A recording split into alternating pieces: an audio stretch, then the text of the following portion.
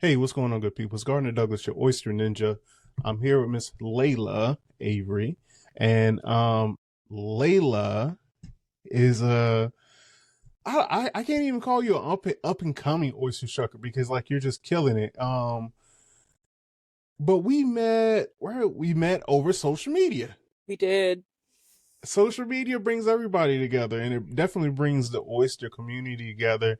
And then we met in person at Ocean City, at the seafood festival with Dan from Salt Boy, Fallen Pines.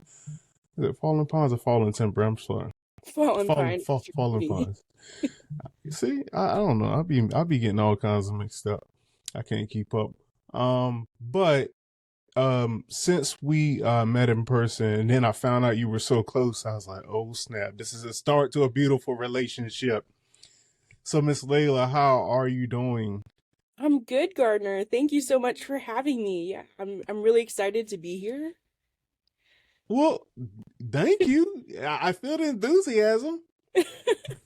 I think I reached out when you were in New Orleans also, maybe. hmm Yeah, I See? think you reached out. I had just become an oyster shucker many years ago, right after I was actually broken to being an oyster farmer. So, yeah. Sheesh. All right, so let's just jump into this oyster lifestyle. How did you first get into this lifestyle? Ooh, so, well, I'll say it started when I was about in fifth grade or so. So I grew up close to the Chesapeake Bay, and my parents had boats, and we'd go out on the Chesapeake Bay, but we couldn't really enjoy the water. At the time, it was condemned, it was really dirty, and every time we swam in it, it would make us sick. So my parents said we couldn't swim anymore. And I was in school and I had been reading one article about oysters, and I read that one oyster could filter up to 50 gallons of water a day. And in my fifth grade mind, I went, more oysters equals cleaner water, so I can swim in the bay.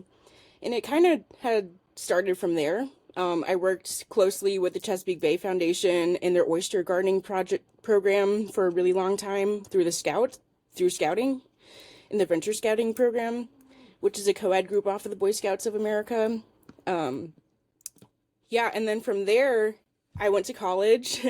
I thought I was going to be a surgeon, so I started on the biology pre-med track and found out very quickly that wasn't that going to be a perfect fit. But I always had oysters to lean back on, so I changed my major to environmental science. Once I figured out I could travel the world like doing oysters, I got a job basically as an oyster farm apprentice at Hama Hama Oyster Company up in Washington State.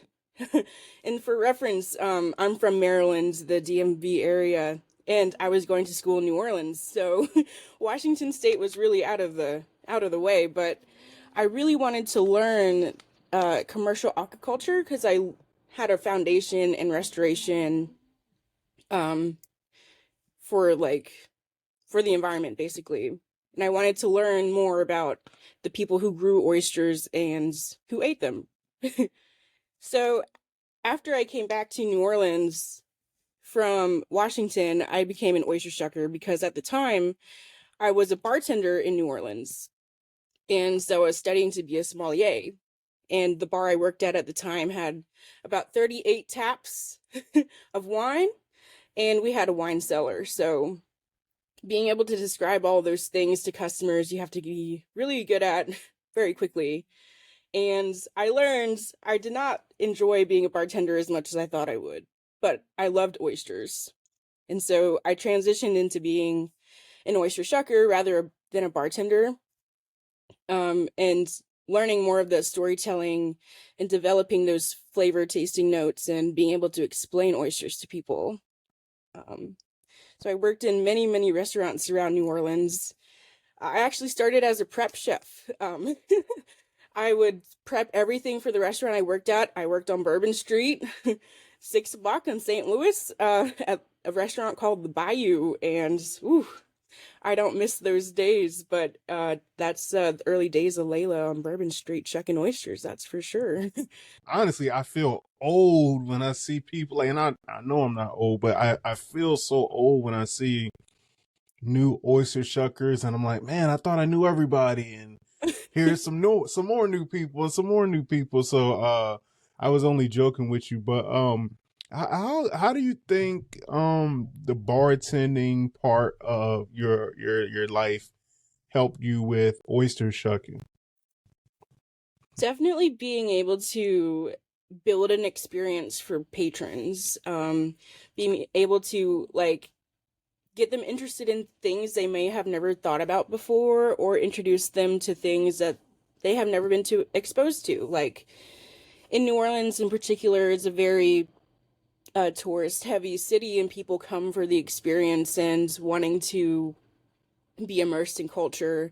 And as the bartender or as the oyster shucker, it's your job to kind of guide that experience and make sure people are really understanding and grasping, the dynamic nature that it comes with wine or alcohols or even oysters, like terroir, terroir, and being able to tell those stories of the regions or the farmers, things like that. Let me ask you this, because you've talked about storytelling a couple times now. You brought it up. Um, and how or why do you think storytelling is such a big part of what we do? I think it's that connection. People really, especially in the United States, lack that connection to food and where it comes from and how it's grown. And so people really enjoy feeling like they're invested in the farm story, or it's nostalgic for them and it brings them back to their homeland or where they grew up, or maybe where a grandparent was, and or maybe it was traditional to have oysters around the holidays or things like that. That taste really kind of excites memories and nostalgia in a way that I can't, like, not a lot of other things do. That's what I like to. I mean, I think I got it from Jason from up in Canada. Um, but he was like, I think it was Jason. I'm not even sure, but he was basically saying every time you eat an oyster, you take a trip to that location where the oyster was harvested, and it's so true. Um, when you start really appreciating oysters and taking in the flavors, and like I said, just appreciating the time that went into grow the oysters, the time that went into somebody shucking it and harvesting and transport. It's a lot that goes into an oyster and the oyster life. Um, so you graduated high school. You went to New Orleans to school. Tell me about Hama Hama. How was that? Oh boy. Well, I loved Hama Hama. Everybody at Hama is great. Adam is a wealth of information. He's really hard to track down, but when you do, those conversations are really genuine. I had a very, very hard time in Washington at the time with the weather, going from every day being sunny in New Orleans to complete rain and dreariness in the Pacific Northwest at the time. It was a hard transition for me. Um, but I got everything I wanted to out of that experience. I really learned. So Hama Hama is unique in the fact that they have a distribution center, they have multiple farm locations and farming practices and grow out methods, and they have their own hatchery slash nursery. So I was able to kind of begin to touch all the aspects, all the different parts of the oyster life cycle, um, from baby to grow out. And then on the weekends, I would be shucking oysters. So I'd be growing them on the weekday and then shucking them on the weekends, and that's how I really kind of got a stronger understanding of commercial aquaculture, um, in the production of it all. Because I understood the restoration, and that was only through shells, recycling, really, and oyster gardening off piers, which is not as large scale as any commercial operation. So it was really interesting to see. Yeah. So you shucked oysters with is so at Hama Hama, is that where you learn how to shuck or did you learn how to shuck in New Orleans? So I'm self-taught for shucking. I really started shucking when I got to Hama. Yeah. Um, I hadn't really been a big oyster eater. My dad, I'd always watch in the kitchen struggling, and I'm like, I'll never do that. I've seen him cut himself too many times and knife slipping, and he's over there sweating. I'm like, I'll never do that. But when I was younger, I did make my parents sign up to be Friends of the Bay and only eat oyster shells if they're going to be recycled. I mean, oysters if the shells are going to be recycled and things like that. But yeah, I really Hold on. started to get into eating oysters at Hama Hama. So you signed your parents up for Friends of the Bay? I did, yeah. What did they think? They're like, whatever makes me happy, I guess. Okay, Yeah, easy enough. Easy enough. So shucking oysters in New Orleans and shucking oysters at Hama Hama, two different types of oysters. Um, very different. how did you struggle with that? Or how did you adjust? And So, tell the listeners like why they're even different. oh yeah, let's get into it. I'll tell you first, though, it was an interesting transition to being an oyster shucker in Washington versus Louisiana because I worked with a lot of women in Washington. I didn't shuck with any guys. There was no guys on the line. And when I got to New Orleans, it was only older black guys that really were on the lines that I was working on. And for me, a young young little girl coming in trying to take their job, it didn't go over well. There was a lot of like, oh, what is she doing here? Like, she doesn't fit in, obviously, the demographic of the city. But like, and the attitude of the shuckers in New Orleans were completely different from the shuckers in Washington that I was working with. Like, in Washington, it was the aspect of storytelling and presentation that was really important. In New Orleans, it was just like you got to get them out and you got to get them out fast. And it doesn't really matter what they look like because people are going to eat them anyway. And so, and then we can talk about the difference. So, the West Coast oysters, I was shucking primarily Pacific oysters, tumbled Pacific oysters. So they're pretty small. They're really easy to shuck. They're also really consistent. So that you have different species in that versus Gulf oysters, which are as big as your hand. They call them dinner plates down there, and typically they're wild oysters, not farmed. Especially starting out, it was a little difficult. And I learned quickly that you have to use different knives for different shells because the shells were much thicker and my knives would be breaking and I have to figure out pretty quickly like that wasn't gonna work. um and yeah, so I mean, that's pretty cool that you could honestly adjust and make it work. I know a lot of shuckers who continue. Well, first of all, I know a lot of shuckers. Let's just say it that don't care. First of all, let's just put it there. mhm. Um, and not to say that the shuckers in New Orleans don't care. I understand they just trying to make their money, push the oysters out for these consumers. I understand that. But some oyster shuckers just don't care. So from what I hear from you, you care. And we'll get to that later also, um, about how I noticed that you care. Another thing is, um, I was going to say is a lot of oyster shuckers won't adjust and don't really understand that every oyster knife does something different.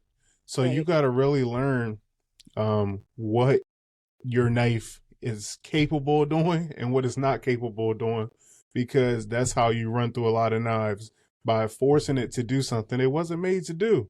Oh yeah. Learned that lesson pretty early on. Yes. But I do want to ask you because now you've not only shucked on the West Coast, the East Coast, down south, uh, but you're shucking in oyster shucking competitions also.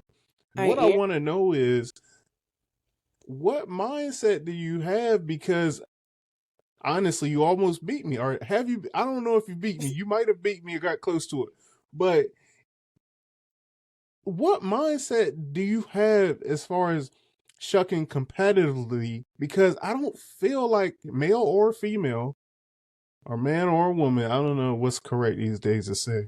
Um, what mindset do you have to like that competition? Where does that come from? So I got into competing as a thing to do. Okay, so my first oyster shucking competition was at the main oyster festival in Portland. Um, and I was in the big shuck competition for the first time. I had beat out all the amateurs, and I was the only non-professional oyster shucker, I think, at the time that like had not competed before shucking in the big league, or they called it the big shucks. And after that competition, I didn't get last. I think I got sixth or seventh out of eighth in Maine, and there's some really fast hands in up in Maine, and I think I was competing against Lady Shuckers and Libby. I think Andy Rogers was there. Um, yeah, so some big players pretty early out in the game, and so and I got a lot, I got money from that competition, and I was like, oh, there's money involved. And as a student, as a researcher, I was like, okay, well, it's fun for me. Like, I'm halfway decent. I can kind of hang. Why not just go all the way? And so that's like what I did this year. I kind of had the time to explore more competitions, especially go to nationals. That was a lot of fun. Yeah, I had a sponsor, Fallen Pine, Darren Worrell. Thank you so much. Really wonderful people out there. So yeah, it's a lot of fun. Which competition was more nerve wracking this past year, or were any of them? Um, I think the most nervous I was for the World is Your Oyster Festival. Um, just being like my home stomping grounds, being with people like from the area. I just wanted to make sure that, I was doing a good job and actually performing like I say I do and keeping up.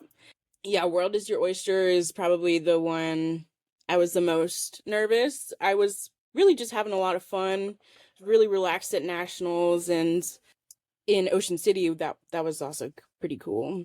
I always wonder about that because I know for me it's Canada. Canada I think is always gonna be my nervous one. Nationals used to be the nervous one, but now I just that's just kind of like, you know, fun, you know. But nationals is, I mean not national, but the international in Prince Edward Island, I'm like my nerves are always jumping on that one, and because again you get 12 oysters and you gotta make it happen with 12 oysters, and then if not, you just come a long way to shuck 12 oysters. So, That's it.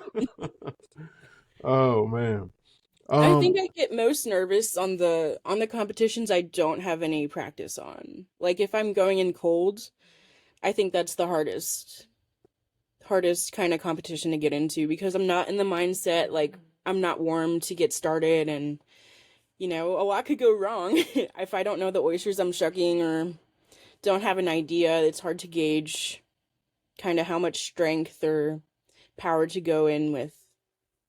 well, you've done how many competitions did you do in 2025? Maybe five or six or more. 5 or 6, maybe 7.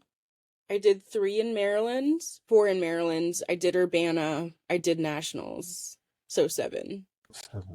Now, just to create conversation, what makes a good oyster festival, seafood festival? What does it for you? It has to be the community that comes and shows out. Like, the oyster eaters, the people who want to know where their oysters or their food comes from, and be immersed in the storytelling and in learning from the farmers or the people who like work with this product every day, and the people who are actually interested or just want to come out and support. It really sucks when I go to festivals and nobody wants to eat oysters and I'm just standing there twiddling my thumbs because nobody's interested or nobody wants to come talk to me. Like, you don't have to eat oysters, but you can come learn about them. There's so many different ecosystem services that they have, and so many different ways to talk about oysters, than just eating them. It's really easy to like have a conversation about. So I'm glad you brought that up because 2025, you not only shucked a lot of events, went to shucking competitions, did really well. You also did a oyster class, right? Yes, So I tell me did. about that. I did my first oyster shucking and tasting class. This has been a long time in the making. I've been trying to develop programs since I've been working at Sidecar in New Orleans, and didn't really have the time or the resources to kind of put that together. And so it finally all fell into place, and I had a lot of time this semester. For me able to like actually facilitate that and getting venue space. Getting the word out there was probably the hardest part, but I did have a class of 14. I went over a shucking demonstration, and we had three different varieties of oysters to shuck and taste, and then I went through a tasting or terroir tasting, to point out the differences in the way oysters are grown or how their flavor profile presents based on maybe the different geographical uh like aspects. Like in Damascata, there's a lot of minerality because there used to be like a brick mine or a brick factory, so things like that, that maybe not everybody would know or be aware of.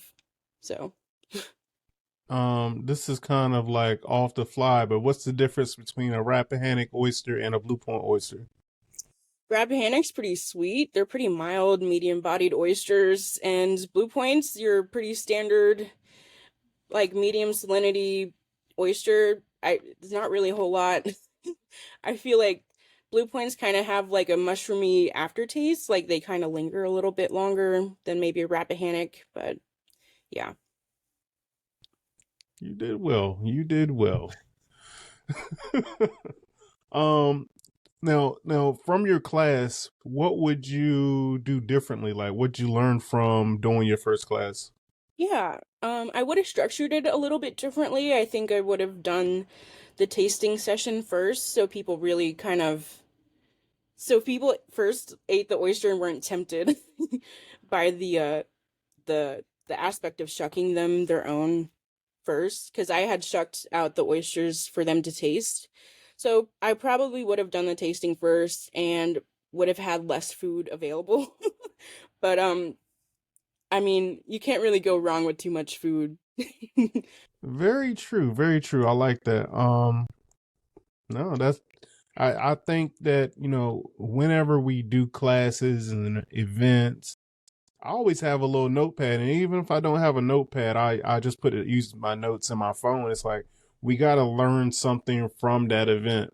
It's hard to do that, Mhm. especially if you're doing like 4 or 5 events a week. Like, oh, you have to get up and talk about oysters. Yeah. Sometimes it's like, oh, I don't want to do this today, but Hmm. once you do it and you see the smile on people's faces, and like that smile after the first bite, it's like, oh, this is worth it, and I can get back into this. But yeah. It's funny you talk about not wanting to do it or just being tired or just being whatever, right? This week especially has kind of been hitting me hard, and I was like, what is missing? Like everybody's happy. My wife, my kids, everybody's happy. They're having a good time. Had a great winter vacation.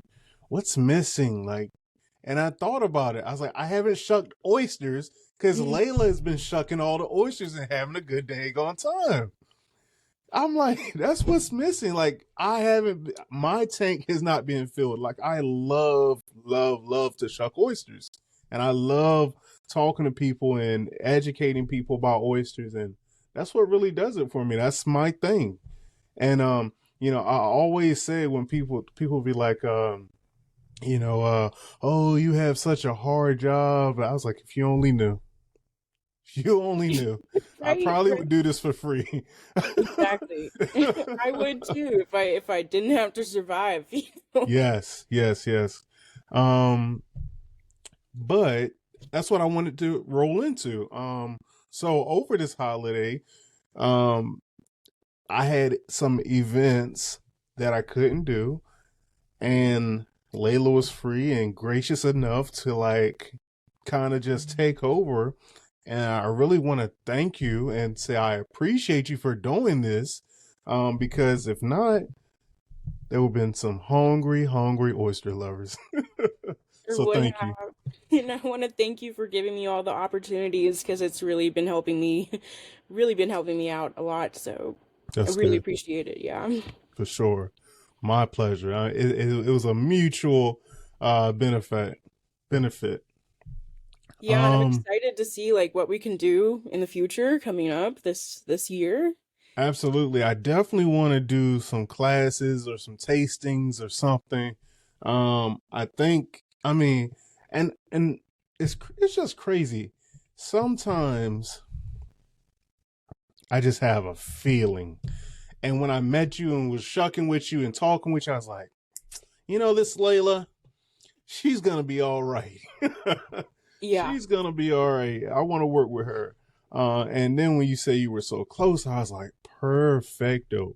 Because a couple things happen. First of all, it's hard finding good people. Yeah. That's just one. That's straight off the bat. And then if you find like that, like it's just people. People don't care anymore. That's what it comes down to.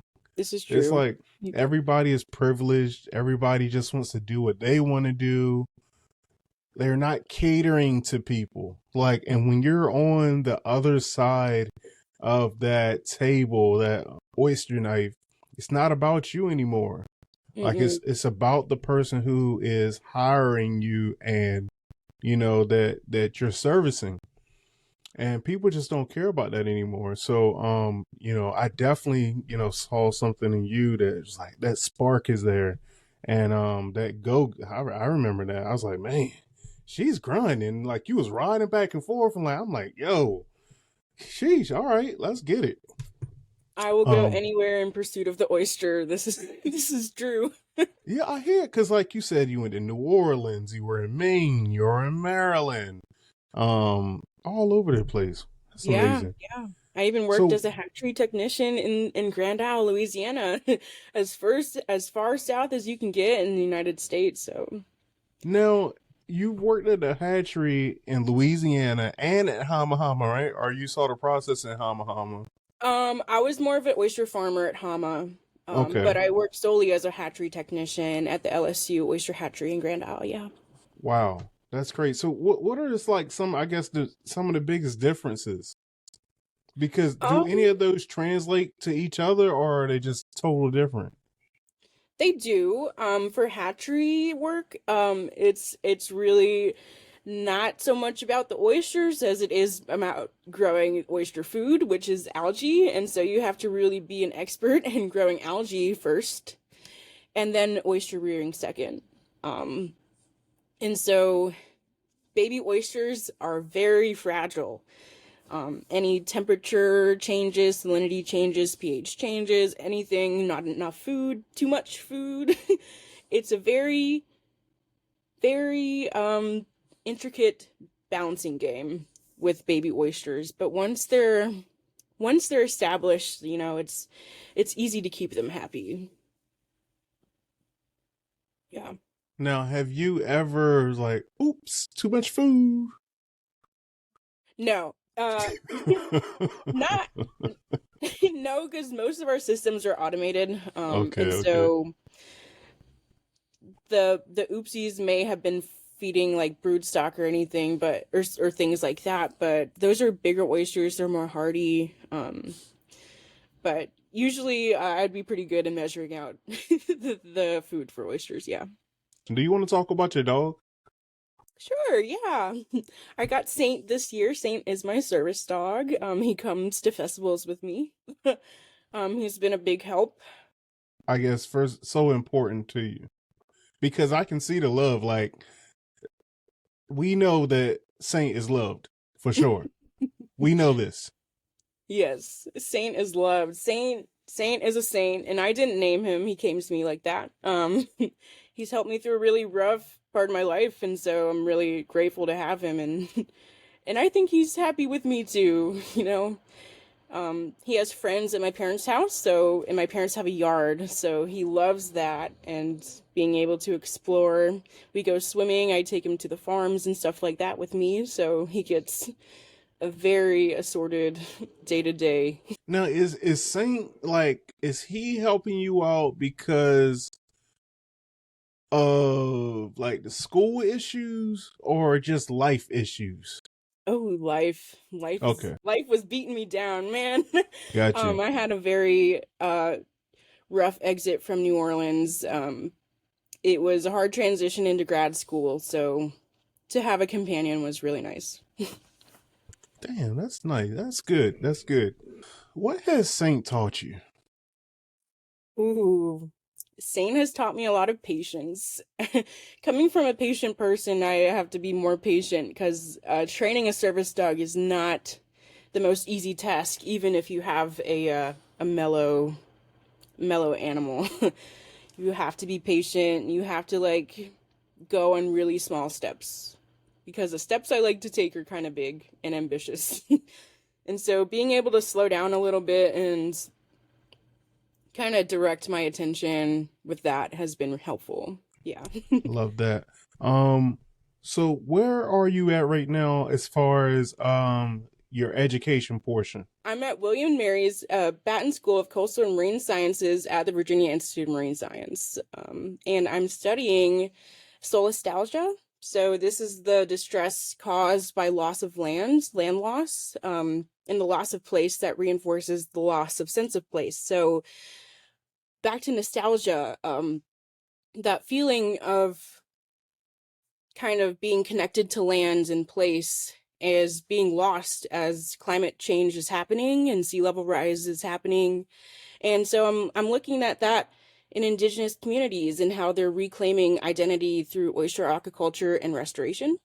Um, so I will it'll be my second year starting in I think I have about 10 days left to break.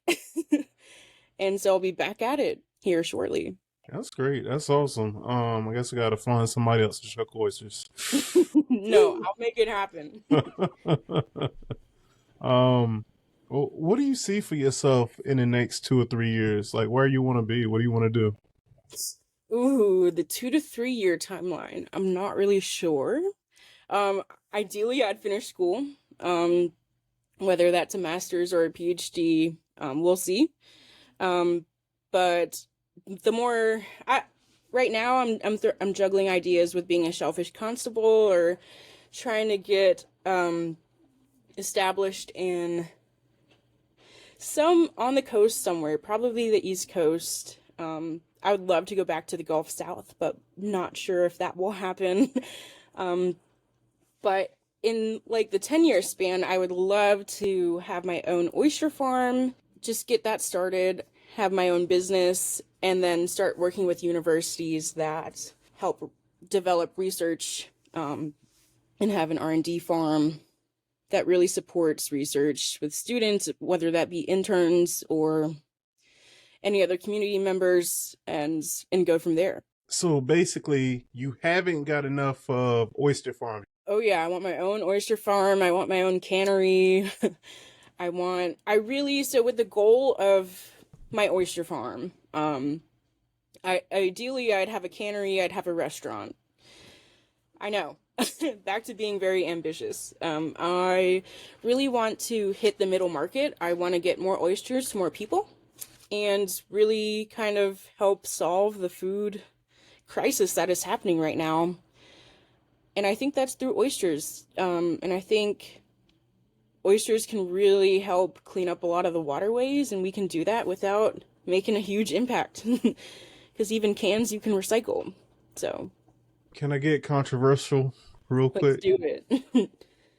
What do you think about the food pyramid, the new food pyramid? It's quite interesting to have emphasis on red meat.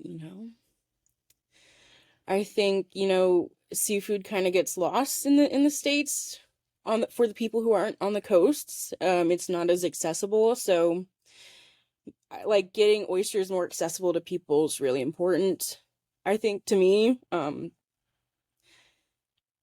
But it's also like the commodity aspect of it. And like oysters and lobsters didn't used to be a high end food group or product. It was accessible for everybody. So I would love to see it get back to that. With the emphasis on red meat, especially at the top of the pyramid, we're just gonna cause more runoff, which causes more nutrients, which causes more algae blooms, which makes the water more, not as inhabitable. And there's the trickle down effects that come with that. And there are farmers that are out there that are trying to protect the land, but like with the gas, methane gas, greenhouse emissions and stuff like that, we have to be aware of our impact at this point. Yeah. Anything else Yeah. you want to talk about? No, but I just really wanted to set myself up to kind of learn all the aspects of the oyster life cycle to really understand and explain that to people and to build those experiences and have people kind of interact with oysters not as a commodity, but more as like or like not as a high-end item, more as a commodity. So What would you do differently in your restaurant? do differently in my restaurants. Or what would be the I guess the idea, the type of cuisine, or like what would you do? Like how would you set yourself apart from other restaurants and get that Michelin star? Mm. Well, ideally, I would work with a chef that has a vision. Because as much as I'd like to be a chef, I just don't think I had the time.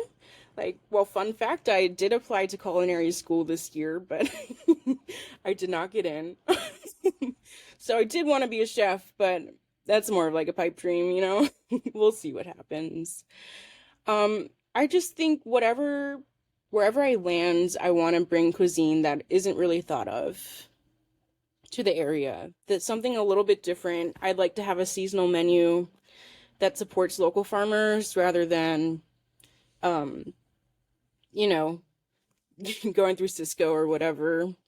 I'd like to have like a farm to table experience and something more tailored to the area that I settle. So, yeah, I'm not really sure what that looks like, but that's kind of what I want to go for. Not mad at that at all. I want to thank you for first of all just helping me through this winter season with oyster shucking. And next, I want to thank you for coming on to the Oyster Ninja podcast, sharing your story. I really think this was a great conversation. Again, I really do appreciate you. Where can people follow your journey, learn about our next oyster class, and all of the above? Yeah, so you can find me at Layla Layla.shucks on Instagram. Layla's Leila dot shucks. You can also email me at layla.shucks@gmail.com, or you can visit my website, Brains Beauties Bivalves. There you can find, if you're looking for events, you can book through there. Well, again, thank you again. And I will talk to you soon. Thank you so much for having me.